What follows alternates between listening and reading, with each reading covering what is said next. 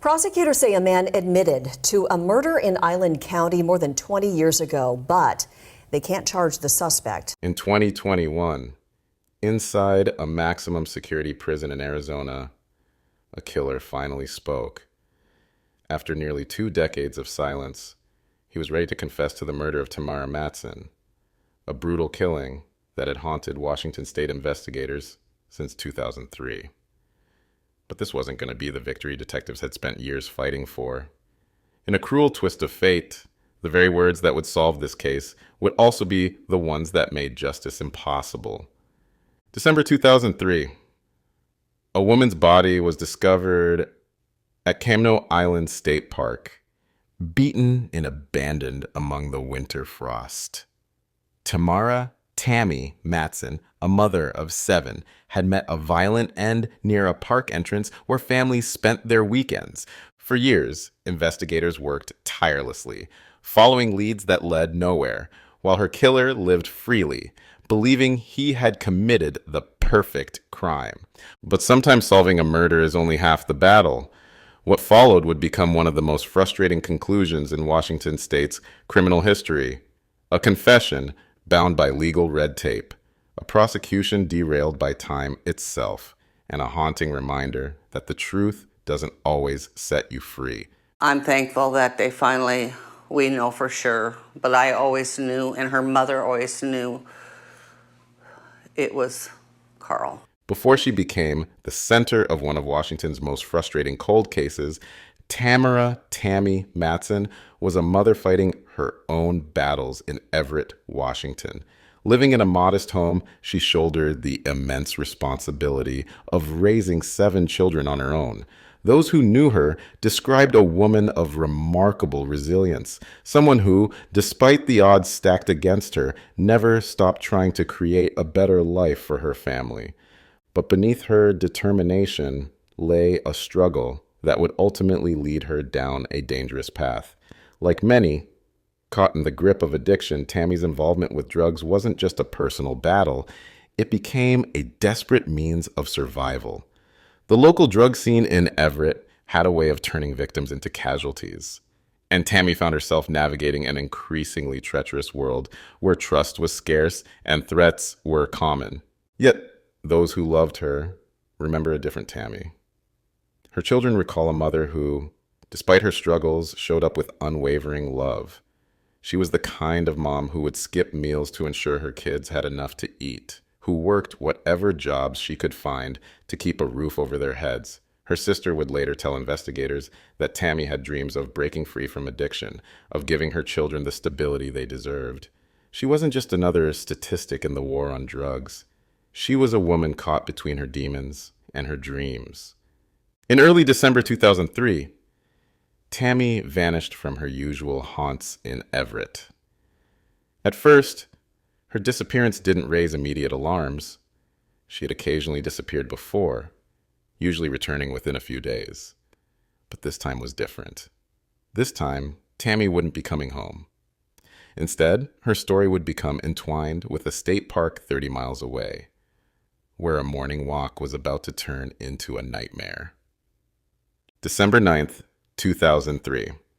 The morning air at Camano Island State Park carried the sharp bite of winter. The park, known for its sweeping views of Puget Sound and trails winding through towering evergreens, was quieter than usual. Tourist season had ended months ago, leaving the grounds to local joggers and the occasional nature enthusiast. It was one such morning visitor who first spotted something out of place near the park's entrance. At first glance, it appeared to be discarded clothing, partially obscured by brush. But as they moved closer, the horrifying reality became clear. It wasn't clothing at all, but a human body. Within hours, the serene park transformed into a bustling crime scene. Yellow tape creating a stark contrast against the winter-dulled foliage. Detective Mark Thompson of the Island County Sheriff's Office would later describe it as one of the most violent crime scenes he'd encountered. Tammy's body showed signs of a brutal assault. Severe trauma to her head and neck told a story of rage and deadly force. The medical examiner would later confirm what seemed painfully obvious. This wasn't a natural death, nor was it an accident. Tammy Matson had been murdered. The crime scene team worked methodically, photographing and collecting evidence as weak December sunlight filtered through the trees. They found a cigarette butt near her body, seemingly insignificant at the time, but carefully bagged and labeled nonetheless. The position of her body suggested she'd been killed elsewhere and dumped at the park, likely days before she was found. The killer had chosen the location carefully, just secluded enough to avoid immediate detection, but accessible enough for a quick getaway. As news crews began arriving at the park's perimeter, detectives were already piecing together their first crucial timeline. Tammy had last been seen in Everett, some 30 miles away. How did she end up here? Who had brought her to this peaceful park only to end her life so violently? And most importantly, had the killer left behind enough evidence for investigators to bring them to justice? The questions were many, but answers would prove frustratingly elusive. This was only the beginning of what would become one of Washington's most complex investigations. The Island County Sheriff's Office faced an uphill battle from day one.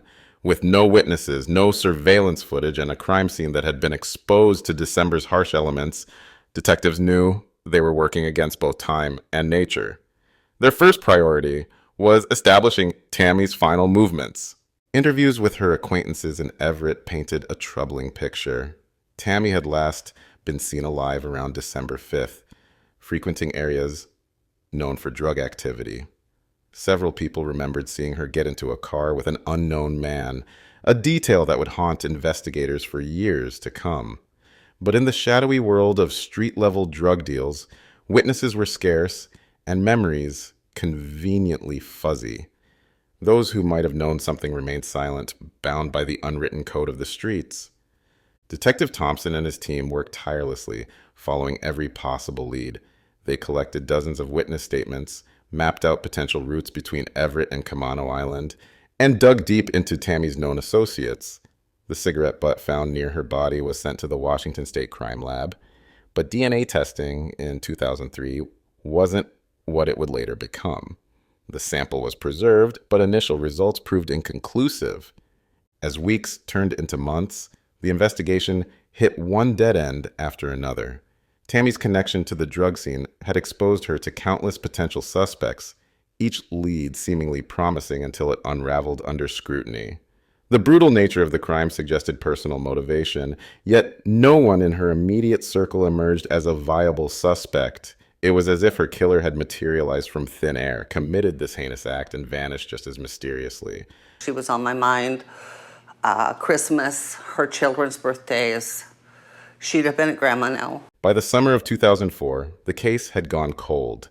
The evidence board in the sheriff's office stood as a silent testament to countless hours of investigation. Photos, timelines, and witness statements connected by red strings that led nowhere. Local media coverage dwindled, and new cases demanded attention. But for Detective Thompson, something about Tammy's case refused to let go. There was just something about this one, he would later recall, the violence of it, the way she was discarded like she didn't matter. And those 7 kids left behind. How do you walk away from that?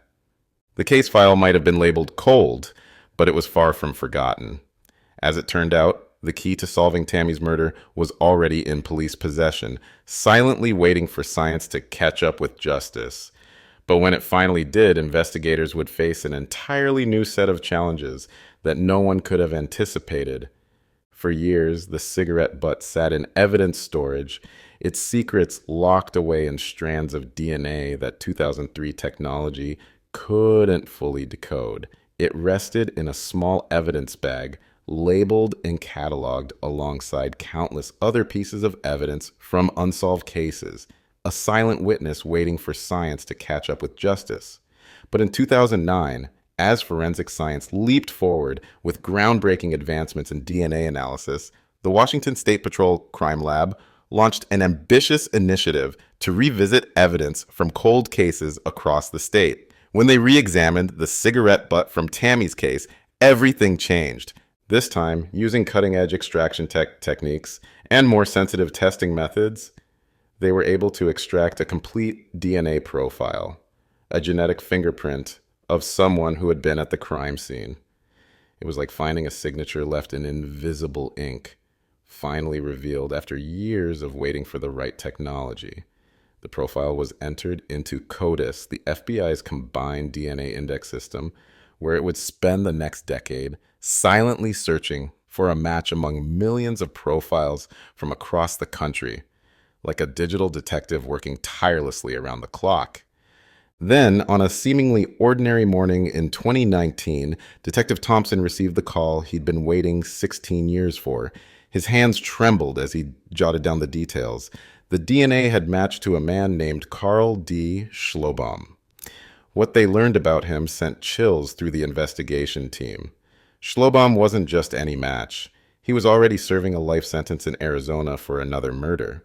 In 2005, 2 years after Tammy's death, he had brutally killed a woman in California in a crime that bore chilling similarities to Tammy's murder. The victim had been beaten and strangled, her body disposed of in a secluded area, marking a pattern that was impossible to ignore.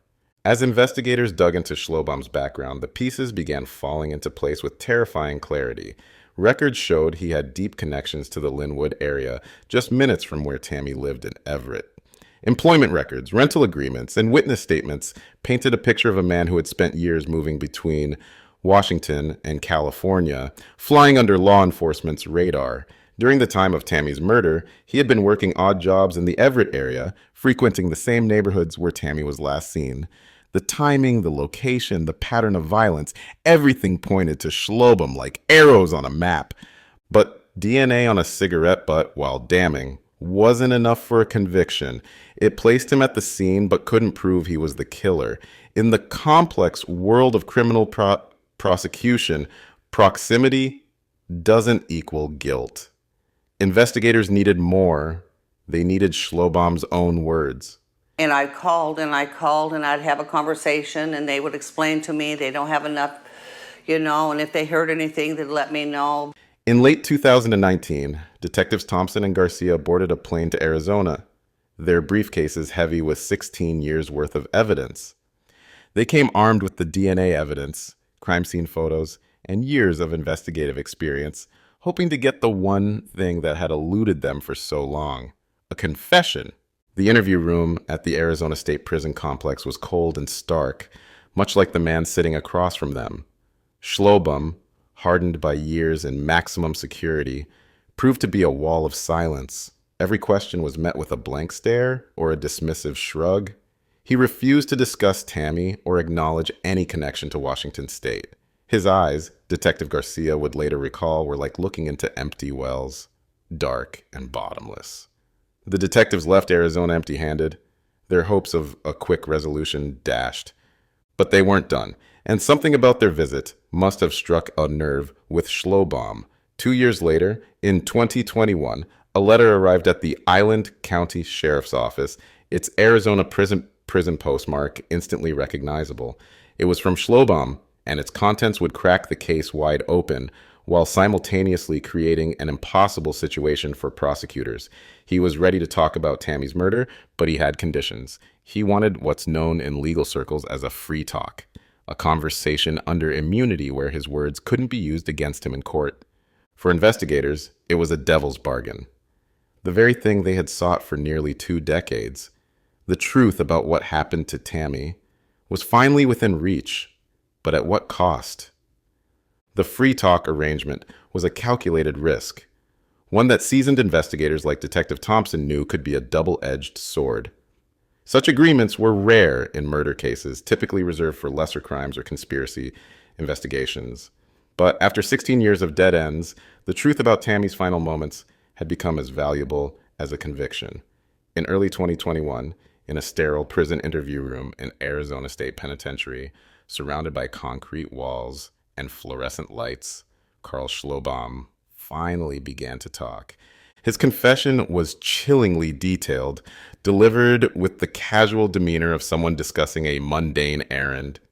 He described meeting Tammy during a drug deal gone wrong in Everett, near an abandoned warehouse that investigators had previously identified as a known meeting spot for users and dealers. What started as an argument over money, Schlobaum claimed Tammy had shorted him on a payment, escalated into violence. His temper, he admitted, had exploded in a way that had become his signature, a pattern that would later be recognized in his California murder. The way he described it, Detective Thompson would later say in a closed-door briefing, was like someone recalling what they had for breakfast. No emotion, no remorse, just cold, hard facts. In all my years on the force, I'd never seen someone recount a murder with such detachment. Every detail Schlabbaum shared matched the evidence that they'd gathered, filling in gaps that had haunted investigators for years. He knew about marks on her body that had never been released to the public, described the exact position she was found in, even remembered the brand of cigarette he'd smoked before leaving her body, the very cigarette that would ultimately lead to his identification. The route he'd taken to Camano Island caught investigators' attention particularly. It wasn't the most direct path. Instead, he'd chosen back roads and less traveled routes that someone unfamiliar with the area wouldn't have known about.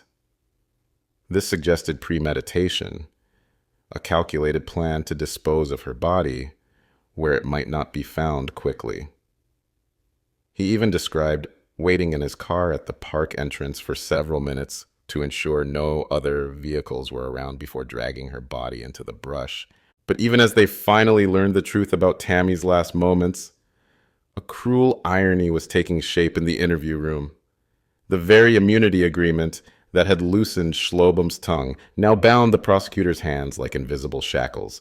Without the ability to use his confession in court, they would need to build a case solely on circumstantial evidence and the DNA match from the cigarette butt. It was a prosecutor's nightmare, having a killer's full confession, but being legally unable to use it.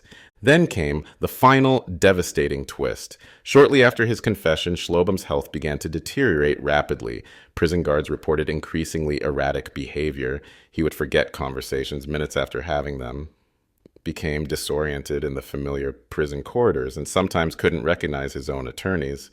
Medical evaluations in early 2024 confirmed what his increasingly confused behavior had suggested. He was suffering from advanced dementia, likely accelerated by years of drug use prior to his incarceration. The man who had finally revealed the truth about Tammy's murder was now legally incompetent to stand trial. The timing couldn't have been more frustrating. Just when investigators had unlocked all the answers they'd spent years searching for, the possibility of justice slipped through their fingers like sand. Schlobam's failing mental state meant he could no longer understand legal proceedings, let alone provide testimony or face charges. The cruel irony wasn't lost on anyone. His memory of the murder had been crystal clear during the confession, but now his mind was rapidly erasing even the present. For Detective Thompson and his team, it was a bitter pill to swallow. They had solved the case, identified the killer, and even obtained a confession, yet they couldn't bring him to justice. The very system designed to protect rights and ensure fair trials had created an impossible situation. They had their killer, but he would never face charges for Tammy's murder. Sometimes truth and justice travel different paths, and in Tammy's case, they would never intersect in a courtroom. By early 2024, the Island County Prosecutor's Office faced an impossible decision.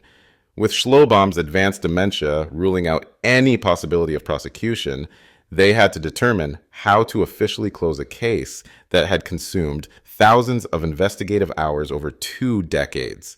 The evidence was clear. They had their killer, but the path to justice had been blocked by a perfect storm of legal constraints and cruel timing.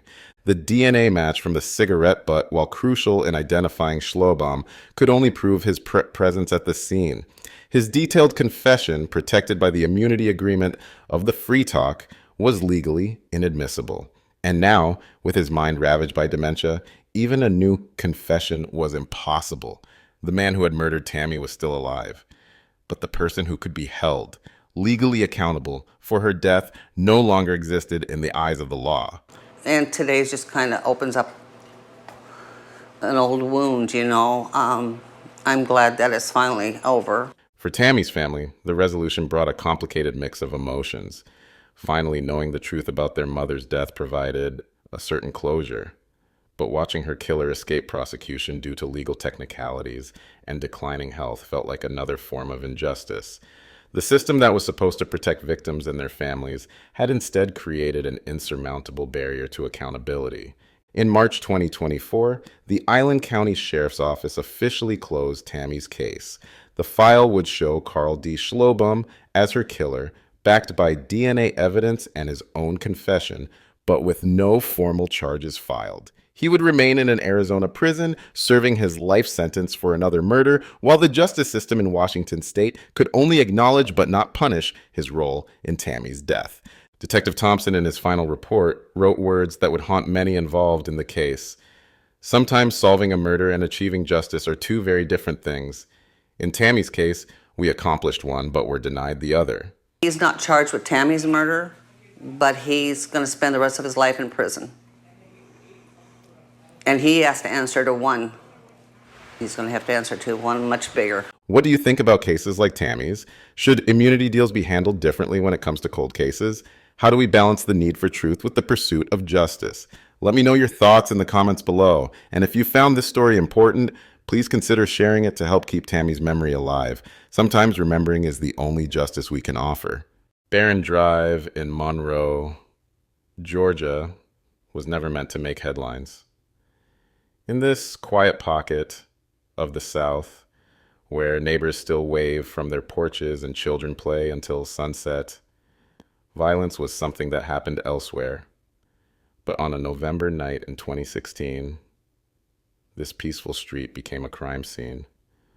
A window forced open, a truck missing from the driveway, and inside a modest duplex, a 59-year-old man lay dead, victim of a crime so brutal it would shake this tight-knit community to its core.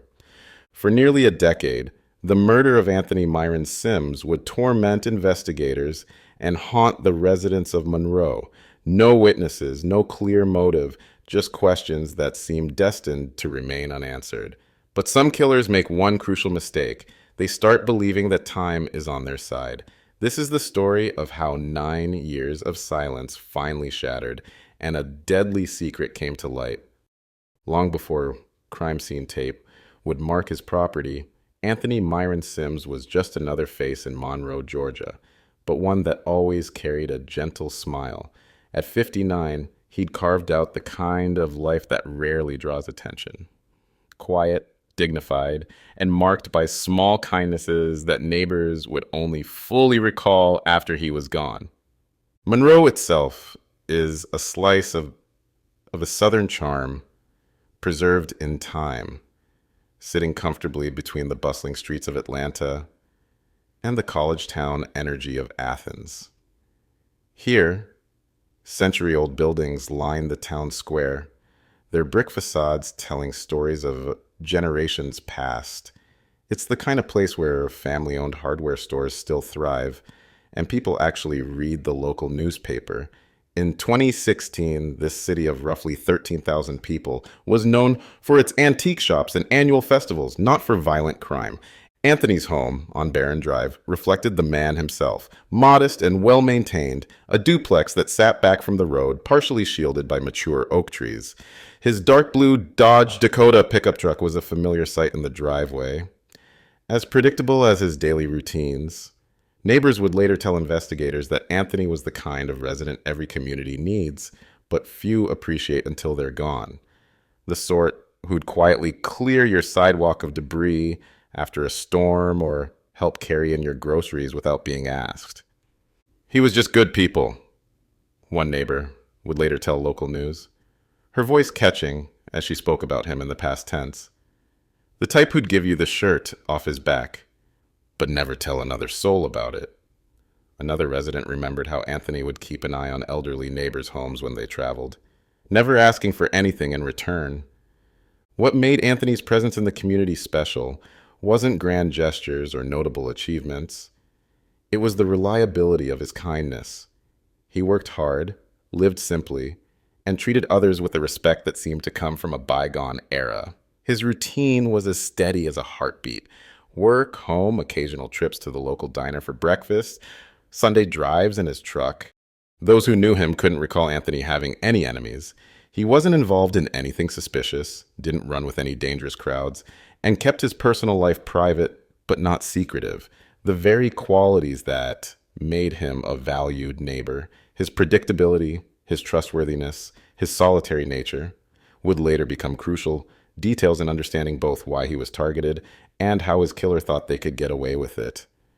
In the end, Anthony Myron Sims was the kind of victim that haunts investigators, someone whose death makes no sense, whose murder seems to defy not just law, but logic itself. His life was a testament to quiet dignity, making the violence that ended it all the more shocking. The morning of November 19th, 2016, broke like any other in Monroe, Georgia. No one on Barron Drive noticed anything amiss until late afternoon, when a neighbor realized they hadn't seen Anthony's familiar dark blue Dodge Dakota in its usual spot. The truck's absence wasn't cause for immediate alarm. After all, Anthony was known to take weekend drives. But something felt different this time. As evening approached, the same neighbor noticed Anthony's porch light hadn't clicked on, a break in his clockwork routine. Concerned, they walked over to check on him. What they found would forever change the peaceful fabric of their community. A window at the back of Anthony's duplex had been forced open, the frame splintered and glass shattered. Inside, the scene was devastating. The Monroe Police Department arrived within minutes of the 911 call. They found Anthony's home in disarray, signs of a violent struggle evident throughout. In the living room lay Anthony's body, the victim of what investigators would later describe as a brutal and senseless attack. The medical examiner would determine he had died from multiple traumatic injuries. Those specific details were kept confidential to protect the integrity of the investigation. The most obvious missing piece was Anthony's 2002 dark blue Dodge Dakota pickup truck. Its disappearance suggested what investigators would soon confirm. This wasn't just a random act of violence. The killer had specifically targeted Anthony's home, likely waiting for the right moment to strike. The forced entry through the back window, away from street view, pointed to premeditation. This wasn't a crime of passion or opportunity.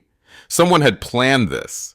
As crime scene technicians processed the scene under bright floodlights that November night, neighbors gathered in small groups on their front lawns, watching in disbelief. Children were hurried inside, doors were double-checked, and a community's sense of security began to crumble. Monroe hadn't seen a murder this brutal in years, and certainly not one involving someone as well regarded as Anthony Sims. The responding officers knew immediately this was no ordinary burglary gone wrong. The level of violence used against Anthony suggested something more personal, yet nothing in his background indicated why anyone would want to harm him. His wallet was found untouched. Valuable items remained in place. Only the truck was missing. It was a detail that would perplex investigators for years to come. Why take a life for a used pickup truck? As word spread through Monroe that night, the reality began to sink in. Anthony Myron Sims, neighbor, friend, quiet presence, was gone. And somewhere out there, his killer was driving away in a dark blue Dodge Dakota, leaving behind a community forever changed and a mystery that would take nearly a decade to unravel. As dawn broke the day after Anthony's murder, the Monroe Police Department and Georgia Bureau of Investigation, GBI, launched what would become one of their most challenging investigations. Yellow crime scene tape still fluttered around Anthony's duplex as forensics teams worked methodically through every inch of the property, knowing these initial hours were crucial. Inside the home, investigators faced a complex scene. Blood spatter analysis suggested a violent struggle, indicating Anthony had fought for his life. The forced entry point, that shattered back window, yielded partial fingerprints and trace evidence. Every drawer pulled open, every cabinet door left ajar told the story of someone who had searched the house with purpose. But for what? The GBI's forensics team paid particular attention to the living room, where Anthony's body had been found. They photographed footprints in the carpet, collected fibers, and swabbed surfaces for DNA. The killer had been careless in some ways, perhaps real rushed or inexperienced, leaving behind what investigators hoped would one day become crucial evidence. Outside, the driveway sat empty, the missing Dodge Dakota becoming the investigation's most tangible lead. Details of the truck were immediately broadcast across state lines. Dark blue, 2002 Dodge Dakota, Georgia license plate displayed. Minor scratch on driver's side door. Small dent in rear bumper. Door-to-door interviews painted a timeline of Anthony's final day. A neighbor had waved to him that morning as he collected his mail. The local diner confirmed he'd stopped in for his usual breakfast around 9 a.m. Security footage from nearby businesses showed his truck passing through town around noon. After that, the trail went cold. Detective Sarah Martinez, lead investigator on the case, recognized early on that this wasn't a simple robbery gone wrong. The level of violence suggested rage, she would later note in her case files. But everything we learned about Mr. Sims indicated he had no enemies. The contradiction haunted us from day one. The GBI's initial profile suggested they were looking for someone who knew Anthony's routine, was familiar with the neighborhood, had likely watched the house, possessed significant physical strength, may have had criminal experience. As days turned into weeks, investigators pursued every possible angle. They examined Anthony's phone records, tracked his financial transactions, interviewed distant relatives, checked local pawn shops, monitored social media, posted flyers of the missing truck across 3 states. But each lead seemed to evaporate as quickly as it appeared. The stolen truck hadn't triggered any license plate readers. No suspicious transactions appeared on Anthony's accounts. Local security cameras had blind spots at crucial moments. It was as if the killer had slipped through the cracks of modern surveillance, leaving investigators with more questions than answers. The press conferences became increasingly frustrated affairs. The police chief faced difficult questions from reporters. Was the community safe? Could this happen again? Was there a killer walking among them? All they could say was that they were following every lead. But the truth was becoming clear. This case wasn't going to be solved quickly. By the 1-month mark, the investigation had generated hundreds of pages of reports, but no clear suspect. The killer's identity remained as elusive as the missing truck, and the quiet community of Monroe was learning a harsh lesson about how quickly violence can shatter their sense of security. Days blurred into weeks, weeks into months, and Anthony Sims' case slowly began its descent into the cold case files. The initial flurry of activity, the media coverage, the constant police presence, the stream of tips, gradually diminished. By early 2017, the once bustling investigation had been reduced to a thick manila folder in Detective Martinez's filing cabinet, though she never truly set it aside. The case's transition from active to cold wasn't a single moment, but a gradual fade, like a photograph losing its clarity over time. Investigators found themselves hitting the same walls repeatedly. The missing truck hadn't surfaced in any impound lots or chop shops. Security footage from nearby businesses had been overwritten. Witness memories were becoming less reliable with each passing interview. DNA evidence collected from the scene hadn't matched any profiles in criminal databases. Fingerprints from the broken window remained unidentified. For Anthony's neighbors on Barron Drive, life attempted to return to normal, but subtle changes revealed lasting trauma. Porch lights now burned through the night. Security system signs sprouted in front yards like strange flowers. Parents no longer let their children play outside after dusk. The community's trust had been fractured in ways that wouldn't easily heal. Local media outlets marked the first anniversary of Anthony's death with solemn retrospectives.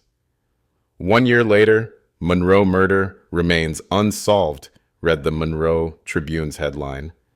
The story beneath painted a portrait of a community still searching for answers, still jumping at unexpected noises in the night. Detective Martinez gave interviews, her voice steady, but her eyes betraying frustration as she urged anyone with information to come forward. The GBI maintained the case file in their active cold case database, periodically running evidence through updated systems as new technology emerged.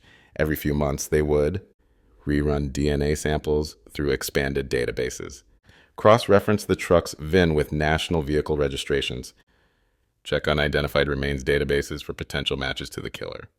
Compare case details with similar crimes in neighboring states. Years passed, 2018, 2019, 2020. Each anniversary brought fewer news stories, fewer tips, fewer leads to pursue. But in police departments, cold cases are never truly forgotten.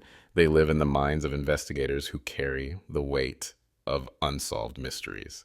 Detective Martinez kept Anthony's case file within reach, often reviewing it during quiet moments, convinced that something had been missed.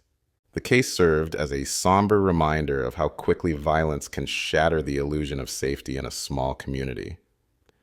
Monroe's residents learned to live with unresolved questions, but they never forgot. Anthony's empty duplex stood as a silent testament to loss, even after new tenants moved in. His absence was felt in small ways. No more friendly waves from the driveway, no more quiet acts of neighborly kindness. By 2023, many had resigned themselves to the possibility that Anthony's murder might never be solved. Cold cases, especially those with limited physical evidence, often remain mysteries. But sometimes fate, or perhaps justice, has other plans. And in the background, unseen and unknown to all, the pieces of a puzzle were slowly shifting into place. In late 2024, as autumn painted Monroe's streets with fallen leaves, the Anthony Sims case file landed on a new desk. The GBI's cold case unit had begun implementing advanced forensic techniques, and something about Anthony's case caught their attention. What exactly triggered this renewed interest remains part of the investigation's confidential details, but it marked the beginning of the end for a killer who thought time had granted them immunity.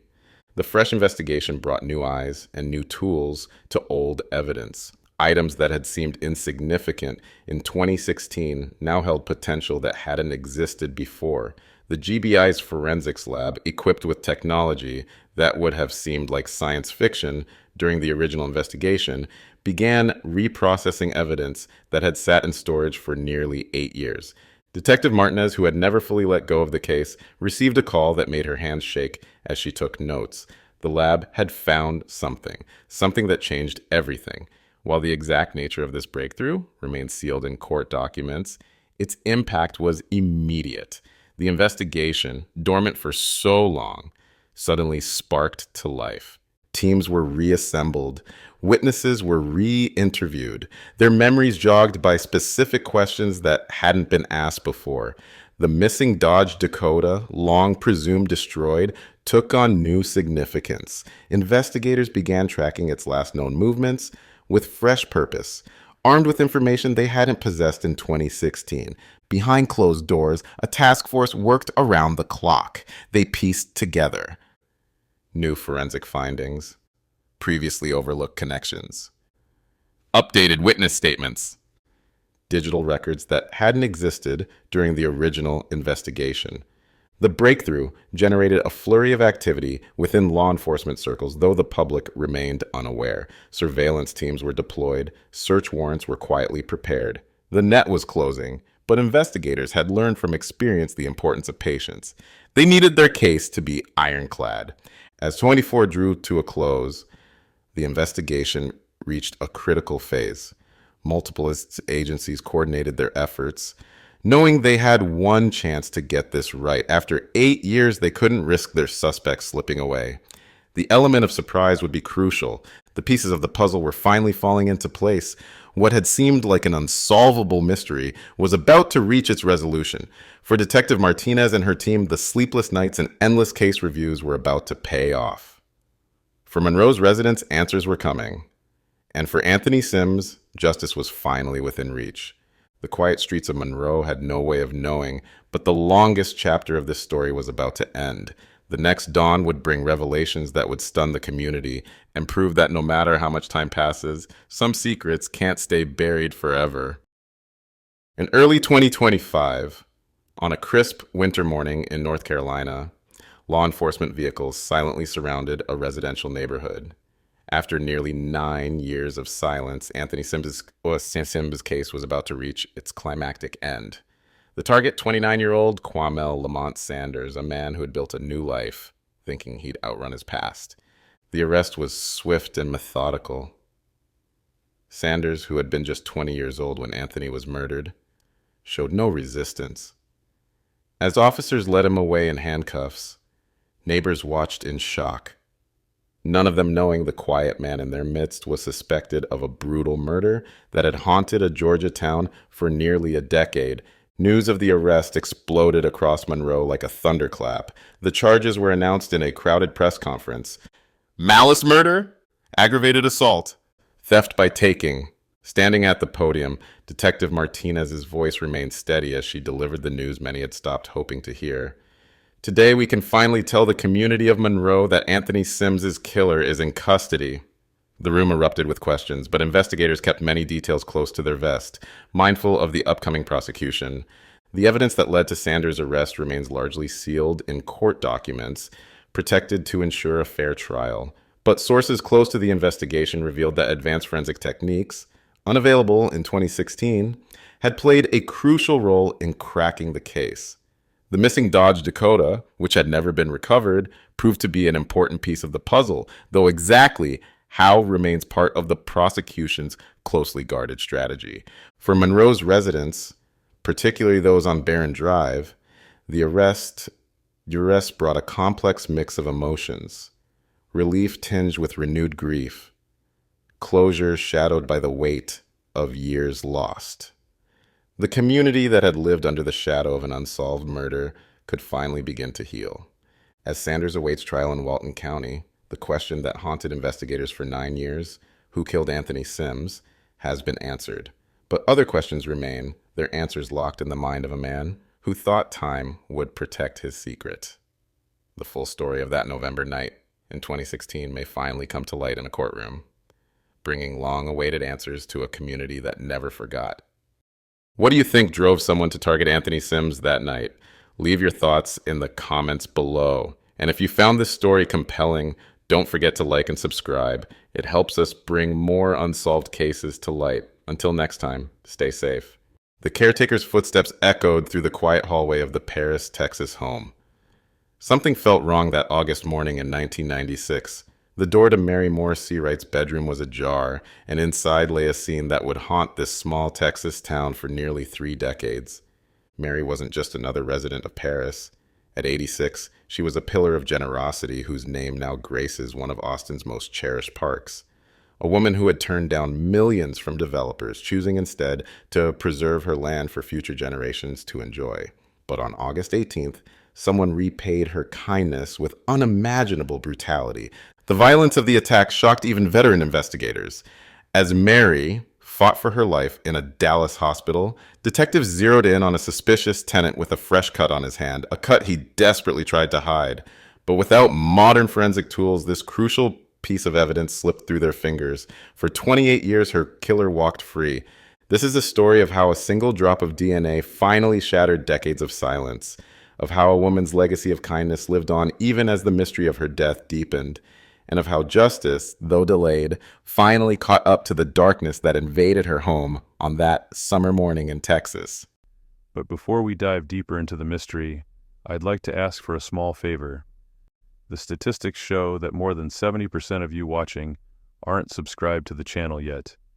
If you're enjoying these deep dives into true crime and want to stay updated on future cases, please consider subscribing. It really helps the channel grow and ensures you don't miss out on any new videos.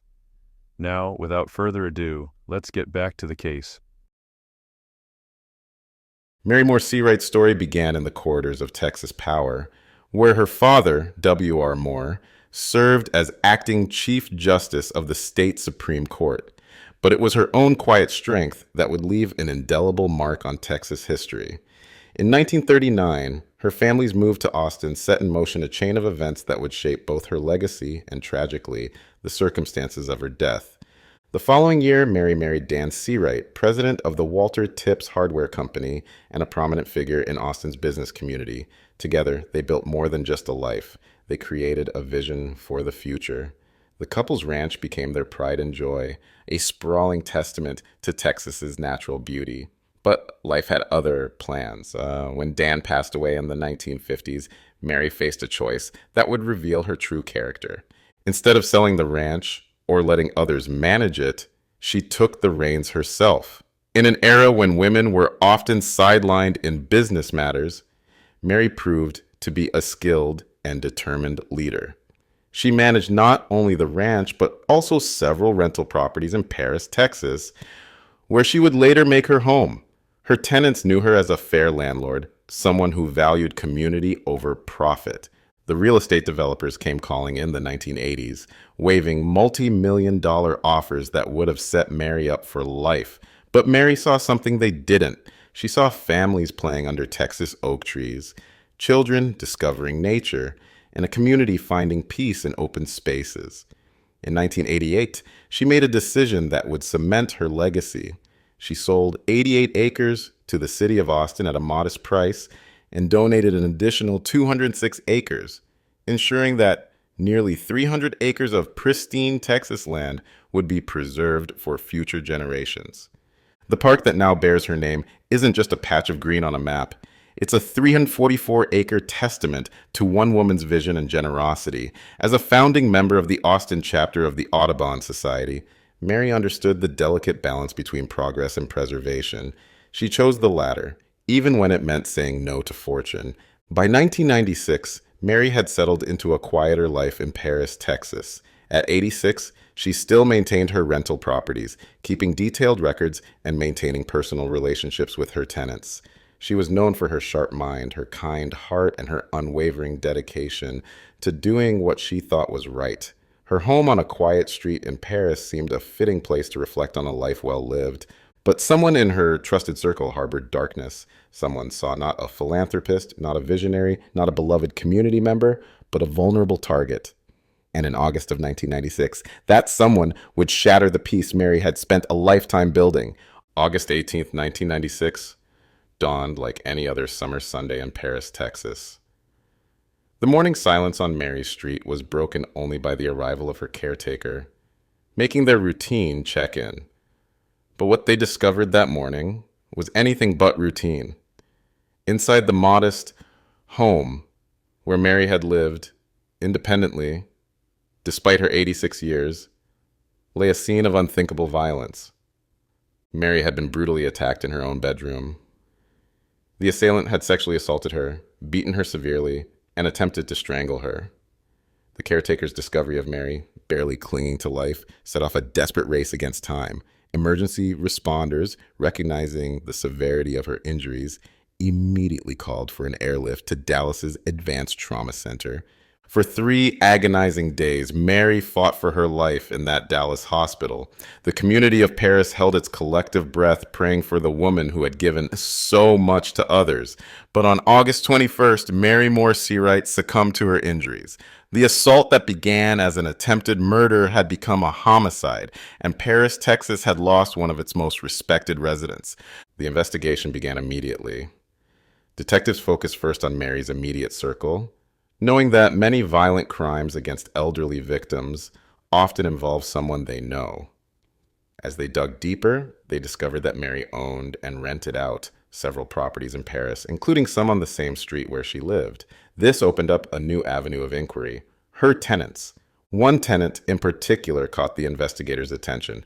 David Paul Cady Jr., 25 years old at the time, lived in one of Mary's nearby properties. During initial interviews, detectives noticed something odd about his behavior. Cady seemed nervous, unusually so, and appeared to be hiding his hand. When questioned about it, he revealed a fresh cut, but his story about how he got it kept changing. The inconsistencies in Cady's explanations raised red flags. First, he claimed he'd cut himself at work. Then the story shifted. It was a household accident. Each version seemed more implausible than the last. Investigators, their suspicions growing, took DNA swabs from Cady's hand. It was standard procedure, but in 1996, DNA testing was still in its relative infancy. The samples were collected, logged into evidence, and sent to the lab. But then, like so many promising leads in difficult cases, the trail began to cool. The DNA testing available at the time couldn't provide the conclusive evidence needed for an arrest. Cady remained a person of interest, but without hard evidence linking him to the crime, investigators couldn't move forward with charges. As weeks turned into months, the case that had shocked Paris began to slip from the headlines. Mary's family was left with not only the grief of losing her, but the added pain of knowing her killer walked free. The brutality of the crime, combined with Mary's age and sterling reputation in the community, made the lack of resolution even more difficult to bear. For the investigators, who had worked the case tirelessly, Mary's file would become one that haunted them. A reminder of justice delayed, of questions unanswered, of a killer who had slipped through their grasp. The years following Mary's murder settled over Paris, Texas like a heavy fog. Each passing month seemed to push the possibility of justice further away. The DNA samples from Katie's hands sat in evidence storage, a silent witness to a crime that technology wasn't yet advanced enough to solve. In the 1990s, DNA testing required larger samples and couldn't detect the minute traces that modern methods can reveal. What might have been damning evidence in 2024 was frustratingly inconclusive in 1996. For the detectives who had worked the case, Mary's file became a constant reminder of their limitations. They had a suspicious tenant with an injured hand and changing stories. They had DNA samples that might hold the key to the case.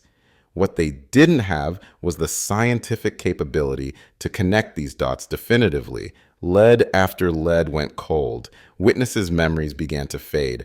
The trail that had once seemed so promising slowly disappeared into the past.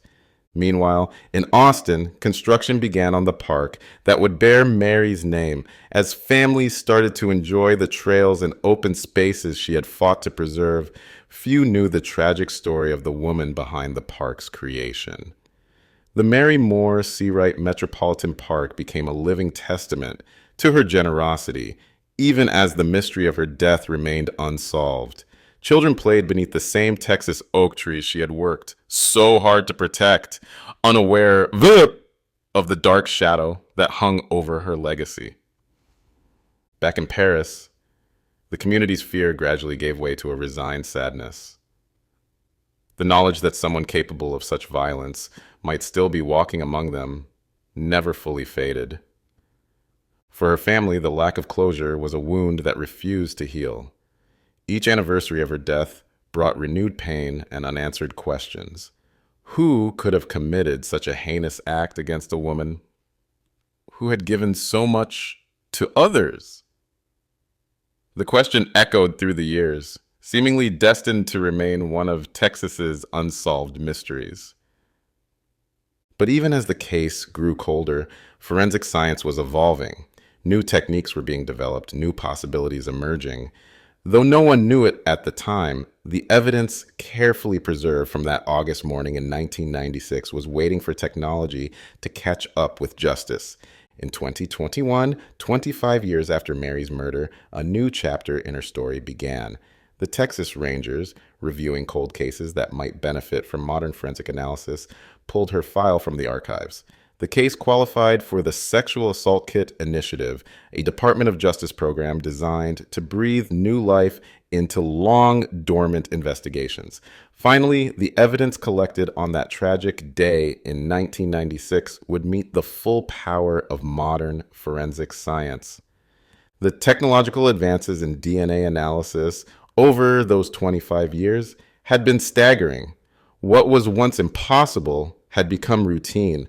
Tests could now detect and analyze microscopic traces of DNA that would have been invisible to forensic teams in the 90s. And somewhere in an evidence locker, those swabs from David Paul Katie Jr.'s suspicious hand injury had waited patiently for science to catch up. When investigators reopened the evidence boxes, they found everything meticulously preserved. A testament to the original investigators who had hoped this day would come. The DNA samples, collected when Bill Clinton was still president and the internet was in its infancy, were about to tell their story using technology that would have seemed like science fiction in 1996. The breakthrough came in 2023. As forensic scientists analyzed the decades-old swabs from Katie's hand, they found what their predecessors couldn't. Mary's DNA was present on the hand he had tried so desperately to hide during questioning, the same hand he had given multiple conflicting explanations for injuring.